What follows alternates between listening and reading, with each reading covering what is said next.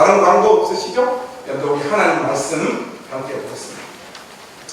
오늘은 사무엘상 24장입니다. 24장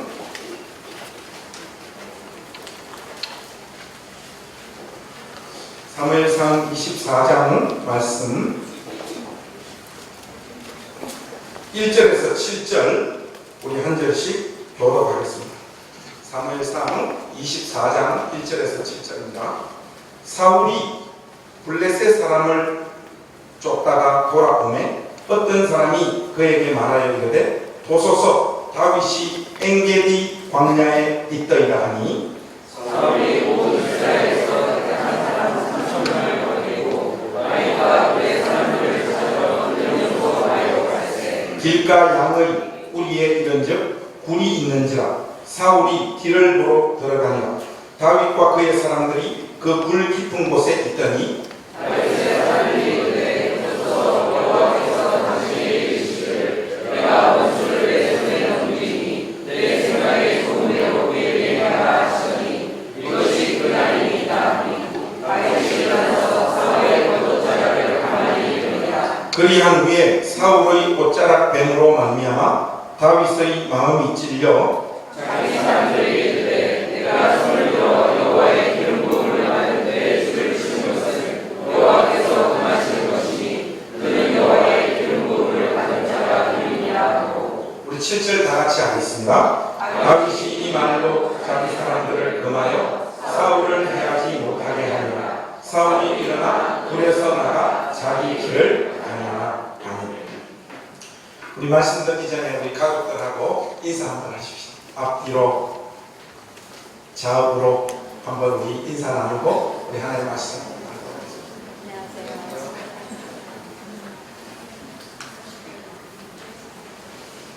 기쁜 소식을 좀 전해드리겠습니다. 오늘 사무처리가 있어서 아무래도 설교를 조금 짧게 해야 될 것 같습니다.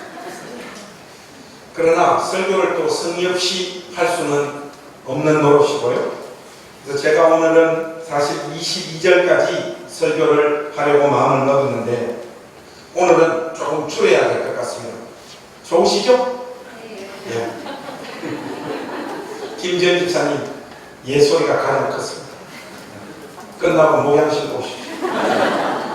사무엘 상하를 제가 강의하면서 제법 많은 책들을 참조하면서 설교 준비를 하고 있는데 좀 아쉬운 게 있어요. 거의 모든 책들이 대부분의 책들이 직전에 일어났던 사건과 그날 다룰 본문의 연결고리를 무시한 채 독립된 내용들로 그날의 메시지를 전하고 있는 것을 확인하게 됩니다. 이 지점이 저는 좀 동의도 안 되고 많이 아쉽습니다. 우리야 설교를 하기 위해서 각 사건의 그날의 의미와 메시지를 찾아서 전달하지만 역사의 현장, 이 역사 가운데 각 사건은 앞에 사건이 있었기 때문에 발생했고 직전의 사건과 지금 벌어지고 있는 이 사건들이 상호 연관성을 지닌다는 것은 지극히 상식에 가까운 일인데 이 메시지들이 각각 분리되어진 채 그날 메시지가 선포되어지고 그러한 내용들이 책으로 구성되어진 것을 많이 보게 되었습니다. 설교자들이 이런 부분들을 굉장히 많이 간과하고 넘어가는 것 같습니다. 가급적이면 저는 이런 부분들을 좀 극복해 보려고 애를 쓰는데 쉬운 일은 아닌 것 같아요. 여하튼 오늘 우리에게 주어진 이 24장 이 본문이 던지는 메시지는 지난 시간의 배경이 되었던 10사람들의 태도와 밀접한 관련이 있다는 사실을 설교 초두에 여러분들 마음에 분명히 인지하시면 좋겠습니다. 그들은 자기 동네로 들어와서 여기저기로 숨고 도망다니는 다윗에 대한 정보를 사울 왕에게 몽땅 다 넘겨버립니다. 그 일로 말미암아 다윗은 그의 도간에 든 쥐의 꼴이 되어버리고 말았죠. 그 당시 10사람들의 말을 다시 한번 우리가 확인하고 들어볼 필요가 있습니다. 여러분 23장으로 넘어가셔서 이 말씀을 꼭 여러분들 마음에 담으시고 숙지해 놓으십시오. 23장 19절에서 20절 말씀 한번 보십시오. 우리 한 목소리로 19절에서 20절 같이 한번 읽겠습니다. 시작. 그때 10사람들이 기브아에 이르러 사울에게 나와 이르되 다윗이 우리와 함께 광야 남쪽 하길라 산 숲을 요새에 숨지 아니하리로다. 그러하온즉 왕은 내려오시기를 원하시는 대로 내려오소서. 그를 왕의 손에 넘길 것이 우리의 의무입니다 하니. 여러분, 이 말은 무슨 말입니까? 이 말은 우리가 다윗을 왕에게 넘기니 왕의 소견에 편안한 대로 다윗을 처치하십시오 하는 목소리입니다. 이 다윗을 마음껏 요리하시고 죽여도 상관이 없겠습니다 하는 분명한 시그널을 10사람들이 사울 왕에게 던지고 있는 장면이죠. 이제 다윗의 생명은 사울 왕의 처분에 달려 있습니다. 그가 어떤 선택을 하느냐에 따라 다윗은 죽느냐 사느냐가 결정나게 되어지는 것이죠. 다윗은 자기 딴에는 최선을 다해 10이라는 동네로 피난을 갔지만 피난처의 사람들이 자신의 대적으로 바뀌는 이런 어처구니 없는 상황을 만나고 있는 것입니다. 이런 위기 상황에서 하나님께서 극적으로 개입하셔서 블레셋을 유다 땅으로 침공하게 만드셔서 다윗을 건져내시는 것. 이 사건을 우리가 지난주에 확인했습니다. 이 사건을 여러분 잘 기억해 두시고 오늘 본문 24장을 한번 보십시오. 24장을 보니까 다윗은 엔게디 황무지로 이제 도망을 갑니다. 엔게디는 사해 바다 근처의 천연 요새들이 가득한 곳이었습니다. 한마디로 절체절명의 상황에 내몰린 다윗은 마지막까지 나름 최선을 다하여 천연 요새들이 있는 곳으로 도망을 다니면서 안전을 도모하고 있습니다. 여러분, 어떤 사람들을 보면 위기 상황에서 모든 처분을 하나님께 맡긴다고 하면서 아무것도 안 하는 분들이 교회 안에 종종 있습니다. 그런 분들이 보통 천국에 일찍 가시다. 주어진 현실적 조건과 상황을 인정하고 자기가 할 수 있는 것을 끝까지 감당하는 것이 하나님을 신뢰하는 태도라는 것을 여러분 잊지 마십시오. 나는 하나님만을 의지한다 해놓고 실질적인 모든 차단들을 끊어놓고 기도에 집중하는 분들이 보통 많이에요. 여러분, 그게 좋은 신앙이 결코 아닙니다. 목숨이 부여되어져 있는 그 순간까지 자기가 할 수 있는 일들을 하나님을 의식하며 최선을 다하여 행하는 것. 하나님은 그 사람의 그 몸짓 가운데 하나님의 은혜를 담으시고 역사하시는 분이십니다. 블레셋이 유다 땅으로 침공해 들어오자 그들을 상대하러 갔던 사울은 그 일을 다 마무리하고 다시 다윗을 추격하여 이 엔게디 요새까지 찾아옵니다. 사울은 여전히 다윗을 죽이고자 하는 일에 혈안이 되어 있습니다. 조금도 그의 마음은 누그러져 있지 않아요. 여러분, 2절 말씀을 보니까 사울이 결정적인 정보를 손에 확보한 것 같습니다. 다윗이 엔게디 황무지에 숨었다는 정보를 확인하고 이스라엘 전체에서 선별한 3,000명의 정예병 군사들을 이끌고 다윗이 숨어있는 엔게디 요새로 들어오는데 여기 보니까 엔게디의 들염소 바위로 나아갔다라고 하는 거 보니까 엔게디라고 하는 황무지 안에 있는 구체적인 지점에 다윗이 숨어 있다는 것을 거의 좁혀서 확인한 것 같습니다.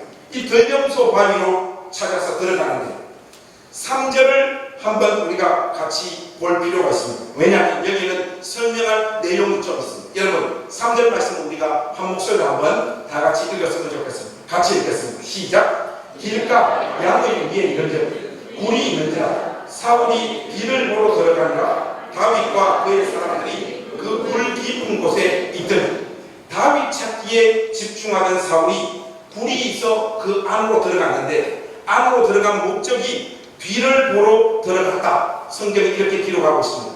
혹시 여러분들께서 개역 성경을 아직 사용하고 계신 분들이 계신지 모르겠습니다. 우리가 직전에 사용했던 개역 성경에는 발을 가리우기 위해서 이렇게 번역되어져 있습니다. 이 번역이 히브리어를 직역한 것이고 오늘 우리가 사용하고 보고 있는 개역 개정 성경은 엄청 많이 의역해서 하고 있는 것입니다.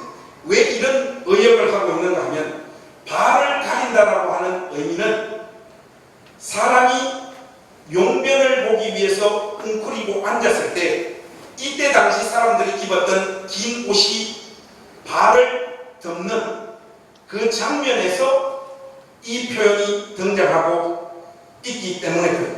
그러니까 지금 사울이 굴 속으로 들어간 이유는 쉽게 말해서 용변을 해결하기 위해서.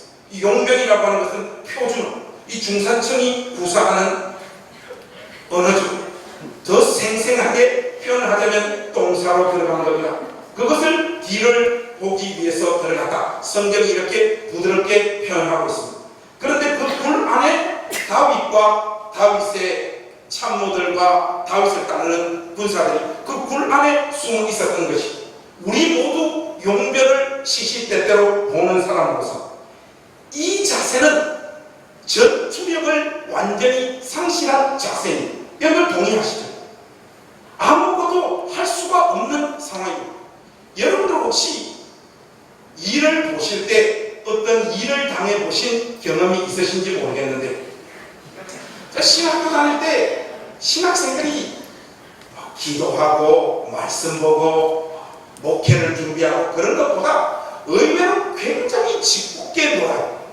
그러니까 언젠가도 여러분들에게 말씀드렸다시피 신학교에는 하나님 없는 밤도 있고, 그러니까 이제 목회자 후보생들이 선배들 말 안 들었을 때 끌려가서 군기 잡히는 장소. 저도 졸업하기 전에 한 2번 정도 끌려가 왔는데 하나님 진짜 없습니다. 나와야지 하나님이 다시 느껴져요. 그리고 신학생들이 다 그렇지는 않는데 저는 저의 또래의 형님들과 동기들과 어떻게 놀았는가 하면 화장실을 마음대로 못 가요. 화장실을 가면 가만히 있다가 어떤 화장실 몇 번으로 들어갔는가를 확인을 하고, 친한 사람이 항상 화장실에 들어가면 바가지에 물을 담아가지고 위로해서 부어버려. 그래서 이 일이 당하고 공격하고 당하고 공격하고를 반복하다 보니까 화장실을 마음대로 못 가요. 두려워서. 그래서 기숙사 화장실을 이용하지 못하고 기숙사 바깥으로 나가서 저 멀리 교회 음악과 화장실까지 가서 일을 보고, 이런 일들이 실질적으로 많았어요. 그러니까 그런 일들이 반복되다가 한 번은 내 친구가 방심을 했는 거예요. 그때 이후로는 저희들이 화장실을 갈 때 주로 우산을 들고 이렇게 갈 수 있어요. 이 친구도 방심은 했지만은 우산을 챙겨가는 것은 잊지 않고 우산을 나름 챙겨서 혹시나 하면서 갔는데 우리가 그 결정적인 장면을 목격한 거예요. 근데 친구들이 물을 부으러 오는가가 확인될 때 우산을 켜는 거지, 별로 오는 것 같지 않으면 그냥 일을 보잖아. 이 친구는 완전 방심을 했어. 우산을 가지고 갔는데 우리가 나타나지 않을 것 같아서 안심을 했던 것 같아. 그래서 우리가 바깥에서 낄낄대고 웃으니까 얘가 지금 안에서 이제 긴장하는 거야. 그래서 물을 부었는데 얘는 그 물을 피하기 위해서 이를 보는 중간에 옆으로 옮겼다가 이 물이 수직 하강되어서 이를 본 그걸 튀겨가지고 옷과 얼굴에 담는 이런 일이 있어요. 제가 이걸 여러분들에게 말씀드리는 것은 용변을 볼 때는 아무것도 할 수가 없습니다. 이 전투력이 완전 무장 해제가 되어진 상황이에요. 지금 사울이 내몰려 있는 상황이 딱 그 상황입니다. 다윗에게 사울을 죽일 수 있는 결정적인 기회가 찾아온 것입니다. 그래서 여러분 4절 말씀 한번 보십시오. 다윗의 참모들이 다윗을 향하여 어떤 조언을 하고 있습니다. 4절 우리 한 목소리로 한번 같이 읽겠습니다. 시작. 사람들이 이르되 보소서, 여호와께서 당신에게 이르시기를 내가 원수를 내 손에 넘기리니 내 생각에 좋은 대로 그에게 행하라 하시더니 이것이 그날이니이다 하니 다윗이 일어나서 사울의 거룩자락을 가만히 베니라. 여러분, 다윗과 함께한 사람들은 여호와께서 원수를 다윗의 손에 넘겨주신다고 말하고 있지 않습니다. 그날이 바로 오늘이라고 하면서 사울을 죽이라 다윗을 부추기고 있습니다. 그런데 다윗은 이런 사람들의 말을 막으며 사울을 죽이지 않고 다만 그의 거듭 자랑만 살짝 배양했습니다. 이것은 다윗이 자신의 손으로 사울을 해하지 않고 그 심판을 하나님 앞에 맡기는 행위이지. 곧 다윗은 자기 힘으로 문제를 해결하지 않고 이 모든 상황들을 하나님의 뜻에 의탁하고 있는 모습을 우리에게 보여줍니다. 그런데 여러분, 여기서 우리가 주목해야 할 더 중요한 사항이 하나 있습니다. 이것이 오늘의 메시지. 여러분, 우리가 조금 전에 함께 읽었던 23장 19절에서 20절 그 말씀을 보시면 10사람들이 사울에게 다윗을 넘겨주면서 했던 말 여러분 기억하십니까? 다윗을 죽이십시오라고 하는 명시적인 언급은 없었지만 왕에게 다윗을 넘기는 것이 우리의 임무입니다 라고 말을 하고 있습니다. 이 말은 사울 왕께서 다윗을 마음대로 처리하십시오 하는 분명한 메시지죠. 그런데 지금 우리가 확인하고 있는 24장 4절에서는 용변을 보고 있는 사울을 죽일 수 있는 결정적인 기회가 다윗에게 발생되어지고 있습니다. 그때 다윗의 참모들이 원수인 사울을 향해 다윗이 생각하기에 좋은 대로 행하라고 권면하고 있습니다. 쉽게 말해 23장에서의 다윗과 사울의 신분과 상황이 24장에서는 완전히 역전되어지고 바뀌고 있는 모습을 우리가 확인하고 있습니다. 도간에 든 쥐신세로 전락했던 다윗이 도간에 든 쥐신세로 전락했던 이 다윗이 도간에 든 쥐 더하기 용변을 보고 있어 무장해제된 상태인 사울을 자기 앞에 두고 마음대로 할 수 있는 기회를 얻고 있단 말이죠. 하나님은 이 경험을 통해 다윗에게 분명한 메시지를 던지고 있는 것입니다. 네가 그토록 무서워하고 두려워하고 있는 인간과 사울은 아무것도 아니다. 내가 마음만 먹으면 하루아침에 이렇게 너와 그의 신분과 상황을 바꿔 놓을 수 있다. 두려워하지 말라. 걱정하지 말라. 너는 나만 의지하고 나만 바라봐라. 이 메시지를 하나님은 다윗에게 던지고 있는 것입니다. 다윗은 엥게비에서 금방 죽을 수밖에 없는 상황에서도 죽일 수 있는 자리로 옮기시는 하나님의 일하심을 맛보고 있는 것입니다. 다윗은 이 경험을 통과하면서 어떤 상황에서도 절망하지 않으며 능하신 하나님의 손을 더욱 의지하는 사람으로 성장하고 있는 것입니다. 사람의 운명이 하루아침에 완전히 뒤집어 엎어질 수 있는 이 일을 만들어낼 수 있는 분이 하나님이시랍니다. 자기가 처해져 있는 그 여건과 상황이 아무리 절망적이고 희망이 없는 상황이어도 하나님이 살짝만 개입하시면 그를 죽이려고 했던 사람을 오히려 죽일 수 있는 자리와 기회를 얻게 하시는 하나님이시라는 것을 다윗이 생생하게 체험하고 있는 것입니다. 오늘 본문이 보여주는 이런 장면들은 구약 성경 내에서 보편적인 신자의 경험으로 나타나고 있다는 사실을 여러분 주목하셔야 됩니다.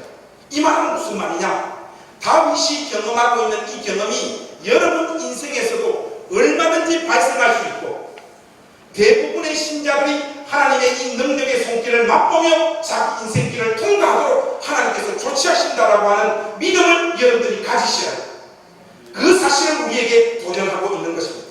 여러분 창세기 50장으로 우리 잠깐 한번 넘어가 보실까요? 15절에서 21절 말씀을 한번 보십시오. 여기 보면 요셉의 고백이 이렇게 나와 있습니다.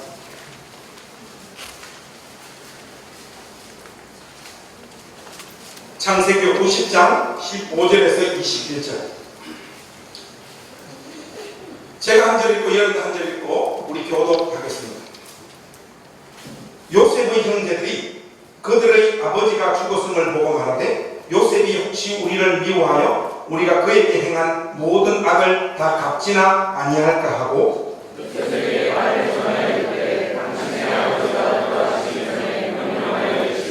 너희는 이가 이같이 요셉에게 이르라. 내 형제들이 내게 악을 행하였을지라도 이제 바라건대 그들의 허물과 죄를 용서하라 하셨나니 당신 아버지의 하나님의 종들이 우리 죄를 이제 용서하소서 하며 요셉이 그들이 그에게 하는 말을 들을 때에 울었더라.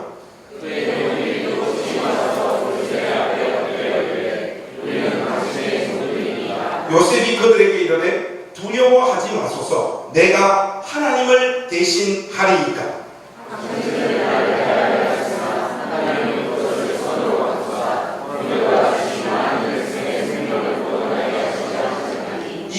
우리 다 같이 하겠습니다. 당신들은 두려워하지 마소서. 내가 당신들과 당신들의 자녀를 기르리이다 하고 그들을 강곡한 말로 위로하였다.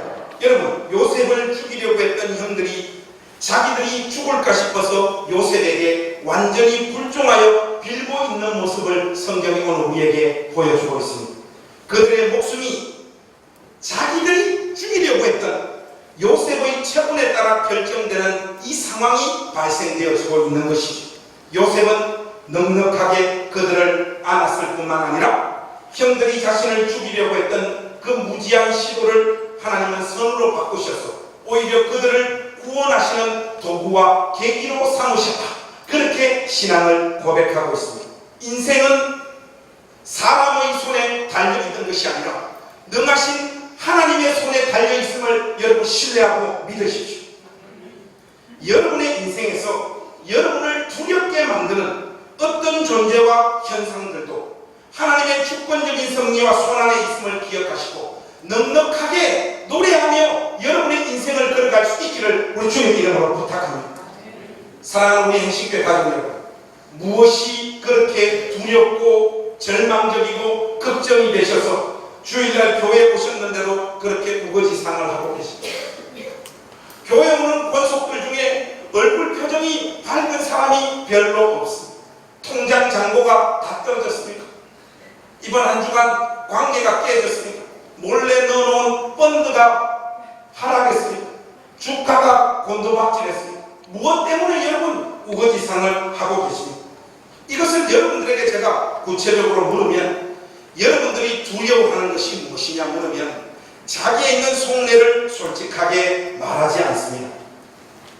그래서 결국은 저 자신의 이야기들을 나눌 수밖에 없는데 목회자들에게 컴플렉스이자 두려움인 것이 하나가 있는데 그것이 여러분 뭐겠습니까? 제가 이렇게 보면 대부분의 목회자들이 여기에 대한 두려움과 컴플렉스를 가지고 있습니다. 가장 대표적인 것이 학력이에요. 이것이 어떤 모습으로 이 두려움이 표출되어지는가 하면 자녀들을 공부 잘하게 하는 일에 보통 성도들보다 자기 자식들을 더 좋아합니다. 이거는 거의 보편적인 현상이에요. 저만 애새끼들 포기했지 세상의 모든 목사님들은 이 자녀들이 공부 잘하게 하는 일들에 보통 신자들보다 더 열을 냅니다. 그러다 보니까 애들을 대부분 유학을 보내요. 우리 교회 정도의 규모면 그 집 아이들은 대부분 외국에 나가 있습니다. 여러분 다 경험해 보셨죠?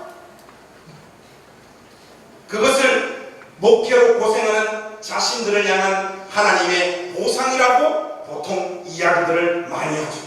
저도 이런 보상을 좀 받고 싶은데 이런 보상이 저를 찾아오지 않습니다.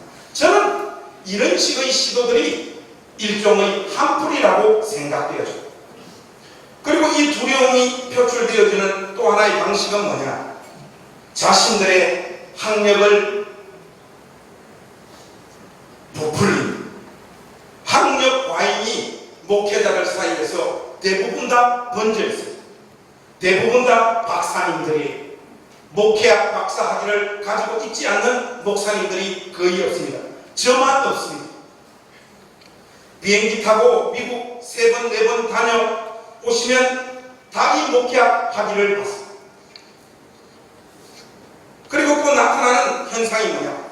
많이 배우고 좋은 대학 나온 사람들에게 굽신거립니다. 그리고 그들을 두려워하고 그분들이 교회 오면 이상하게 그분들을 더 좋아해요. 네 번째는 책을 많이 구입합니다. 다 읽지도 않으면서 서재를 채웁니다. 우리 우성균 전사님 집에 가보니까 안 읽은 책으로 그냥 집안이 온통 도배가 되어요. 이 쓰레기지. 이게 다 어디에서 왔느냐 하면 자기가 공부 잘하지 못했는데 그것을 들키고 싶지 않는 두려움의 표출입니다. 그 다음은 어떤 식으로 나타나는가 하면 이상하게 목사님들이 다들 영어를 잘하고 싶어. 그래서 저 주변에도 영어를 하나도 못하는데 급대가리 없이 외국인만 만나면 말을 거는 목사님이 있습니다. 그 목사님 별명이 아이와나 목사님입니다. 만나면 아이와나 어떤 익스프레션을 구사해도 항상 아이와나를 구사하는 목사님이 계세요. 제가 왜 이렇게 이런 상황들을 잘 아느냐, 저에게 나타나고 있는 현상이냐, 나타나고 있었던 현상이기 때문에 신랄하게 여러분들에게 말씀드리고 있는 것입니다. 그러니까 목회자들이 가지고 있는 이 실질적인 두려움은 이런 것입니다. 목회는 사람들이 우러러 볼 만한 것을 가지고 있어야 그것으로 사람들에게 존경을 받을 수 있고 자신을 따라온다라고 생각하는 것입니다. 그런데 하나님께서 이 모든 것이 아무것도 아님을 저의 인생에서 확인시켜 주셨습니다. 저는 진실로 이 두려움에서 해방되었습니다. 내가 가장 두려워하는 것 알고 보니 그것이 아무것도 아니었고 하나님의 섭리와 인도하신 가운데 학력을 우습게 보는 경지에 제가 드디어 올랐었습니다.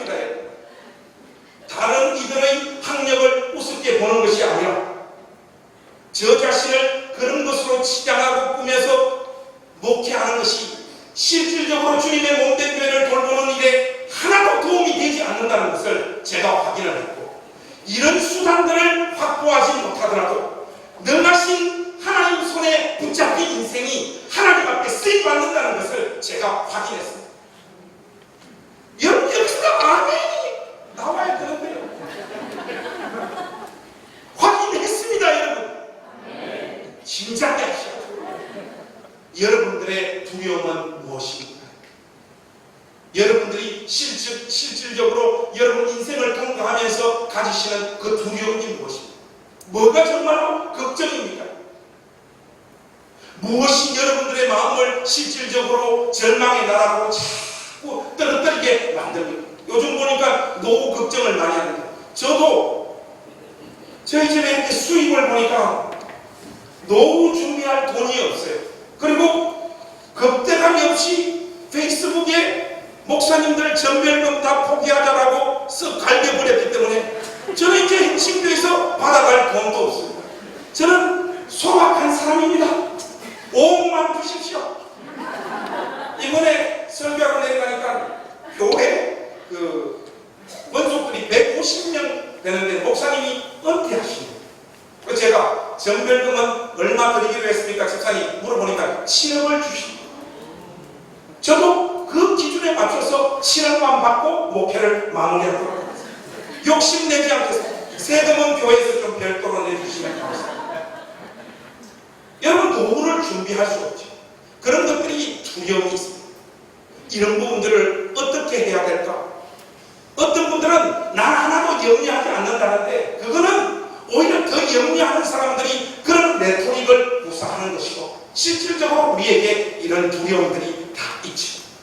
하니까 우리 고향에서 노인 요양보호시설을 크게 지어서 운영하는 후배가 형님 걱정하지 마십시오. 제가 1인실 하나 내드리겠습니다. 우리 집 사람들은 어떡하나 따로 하나 더 내드리겠습니다. 여러분 저는 전별금 안 받아도 돼요. 사랑하는 우리 행신교회 가족 여러분, 우리가 염려하고 걱정하고 전전긍긍하면서 우리 인생을 준비하고 얘기하는 것보다 우리가 예수 그리스도의 피로 구속함을 입은 주의 백성이라면 야곱이 토해놓았던 그 고백처럼 나의 날 때부터 지금까지 나를 기르신 하나님, 그 하나님이 나의 하나님도 되시기에 내가 내 인생을 통과하면서 먹어야 될 거, 마셔야 될 거, 입어야 될 거, 인간이 자기 존엄을 깨뜨리지 않으면서 이 인생을 통과할 수 있도록 하나님이 우리 이루어진다고 저는 확신합니다. 그 용기가 있어야 되고, 하나님 말씀을 전하는 목사로서 저는 이 부분과 관련해서 여러분 앞서서 당당한 모범을 보이겠습니다. 사랑하는 우리 행신교회 가족 여러분, 무엇이 여러분들을 공포에 끌게 합니까? 두려움에 끌게 합니까?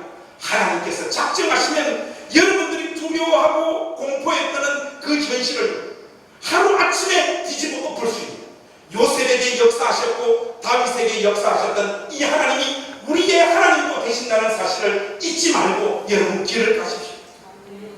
오늘 우리 행신교회 권속들 중에 돈과 관련하여, 자기 노후와 관련하여 가장 큰 염려와 걱정 가운데 사로잡혀져 있는 우리 집사님, 권사님일 수도 있을 거예요. 정재혁 권사님, 두렵죠?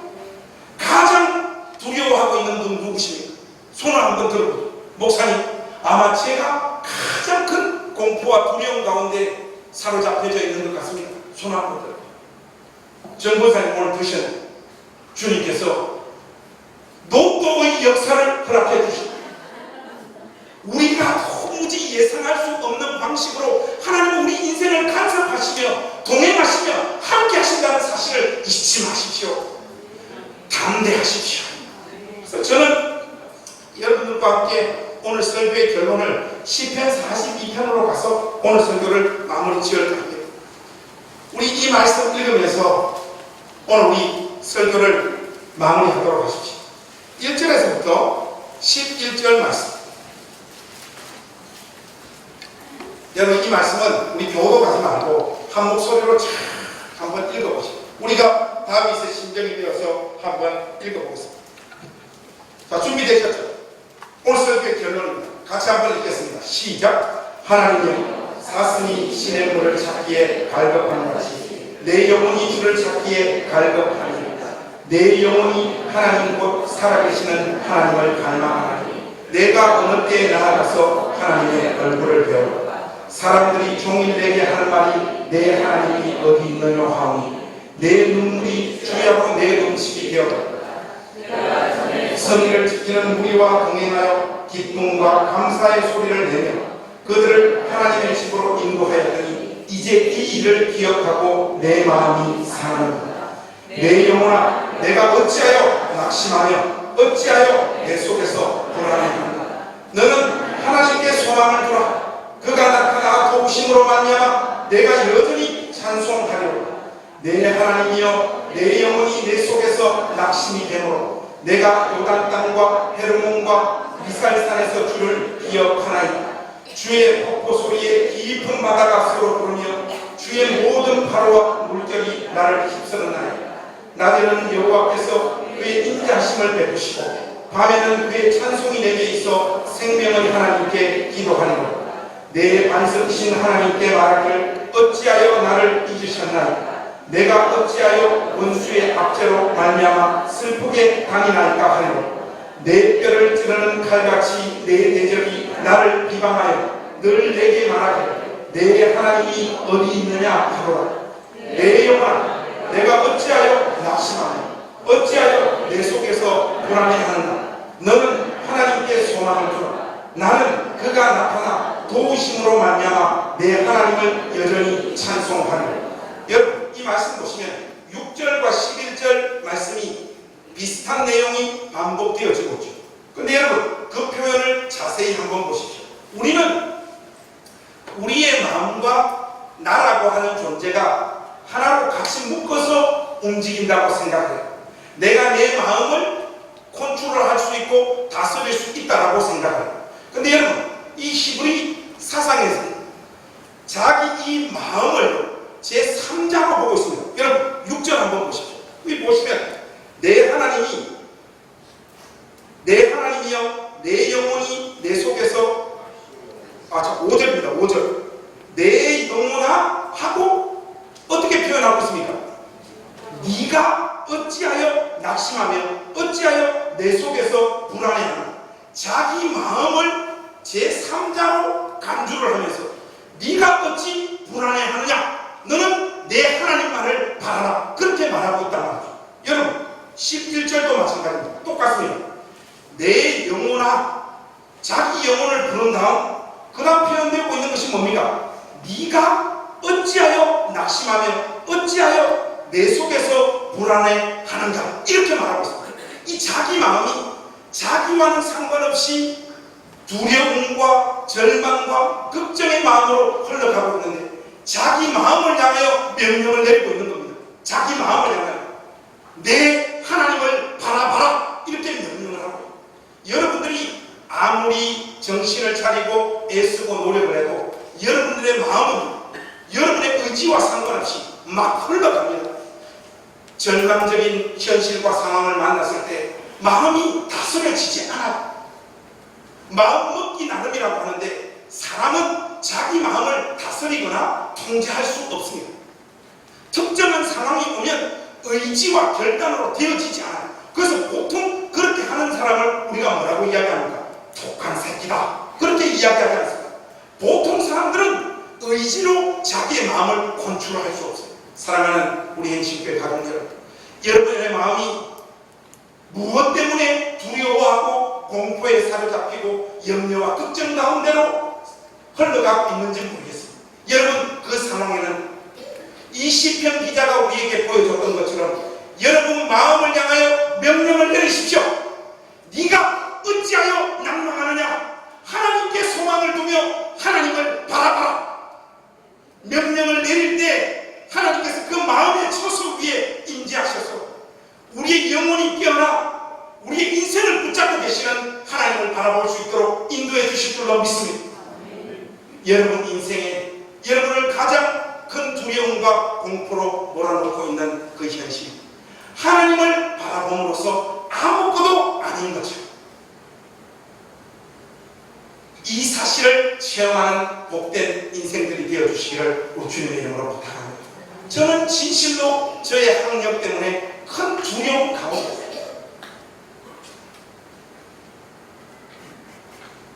제가 이게 어느 정도였는가 하면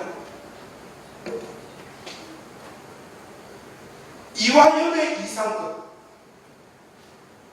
만나면 손이 벌벌벌벌벌벌 떨려 눈을 쳐다보지 못해. 저 사람 우리 교회 안 나왔으면 좋겠다. 진실로 저는 그런 마음으로 강단했었고 그런 공포에 살았다.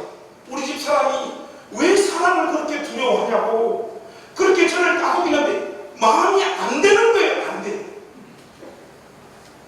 그런데 이런 것들이 정말로 거지 같은 것이며 아무것도 아니라고 하는 것을 하나님께서 본질이 이긴다 한 걸로 다 바꿔주셨어요. 지금은 여러분 뭐 서울대 뭐 어쩌라는 겁니까? 서울대 제가 설교하면 아멘 해야 되잖아요. 그 사람 이화연대 뭐 어떡하라는 거. 여러분 이런 거 가지고 성분할 인생이 결코 아니라는 것을 하나님께서 한번 확인시켜 주시니까 저 안에 그렇게 두렵고 떨도록 제 마음을 사로잡았던 그 자리에서 영혼의 해방을 맛보며 하나님을 의지하며 저의 인생길을 걸어갈 수 있게 되었습니다. 사랑하는 우리 행신교회 가족 여러분, 저와 같은 은혜와 영적인 체험들이 여러분들 가운데 있으셨습니다. 그 어떤 것들이 여러분들을 내몰아치더라도 하나님을 바라보시고 하나님께 소망을 두십시오. 하나님이 여러분 인생을 붙잡아 여러분 인생을 존귀하게 하시며 복되게 하실 줄로 믿습니다. 이 놀라운 은혜가 여러분 생애에 흘러넘치시기를 우리 구주 예수 그리스도의 이름으로 축복합니다. 기도하겠습니다. 하나님, 금방 죽을 수밖에 없었던 다윗이 사울을 죽일 수 있는 자료, 그 상황을 금방 역전시키시는 하나님을 바라보고 사울을 생각했을 때 공포와 두려움에 사로잡혀 있었던 이 다윗에게 하나님 이 경험을 허락하심으로 하나님만 바라보게 하셨던 것처럼 하나님 이 동일한 은혜를 우리 행신교회 온 권속들에게 허락하여 주시기를 원합니다. 돈 때문에 떨고 있는 자들, 노후의 문제로 떨고 있는 자들, 자식의 문제로 떨고 있는 자들, 죽음의 문제로 떨고 있는 자들에게 하나님 찾아가 주셔서 내가 너의 하나님이며 너의 인생과 영혼을 붙잡고 있노라. 분명히 속삭여 주시고 확인시켜 주셔서 담대함으로 각자의 소명의 길을 뚜벅뚜벅 걸어갈 수 있도록 은혜 베풀어 주시옵소서. 우리 구주 예수 그리스도의 이름으로 간절히 기도하옵나이다. 아멘.